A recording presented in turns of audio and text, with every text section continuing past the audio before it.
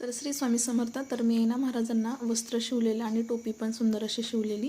तर ते तुम्हाला सांगतेच पुढे कसं शिवायचं काय ते. तर मशीनवर ना जरा खटखट आवाज येत होता आणि दोरा तुटत होता, त्यामुळे म्हटलं चला पूर्ण सर्व्हिसिंग घरच्या घरी करून घ्यायची.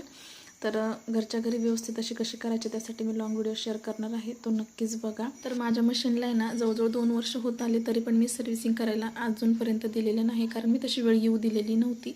कारण 8 दिवसातून एकदा जर आपण केली व्यवस्थित अशी तेल ऑइल वगैरे, तर मशीन एकदम छान चालते. त्यानंतर मला 2 ब्लाऊज स्टिच करायचे होते, ते पण मी कटोरीन सिंपल होते ते करून घेतले. आणि त्यानंतर म्हटलं उद्या दत्त जयंती आहे, त्यामुळे म्हटलं छोटंसं असं वस्त्र महाराजांना शिवायचं, छोटीशी टोपी पण शिवायची. तर लांबी 6 इंच आणि जी रुंदी आहे ती 2.5 इंच घेतलेली बघा मी छोट्याशा कपड्याची.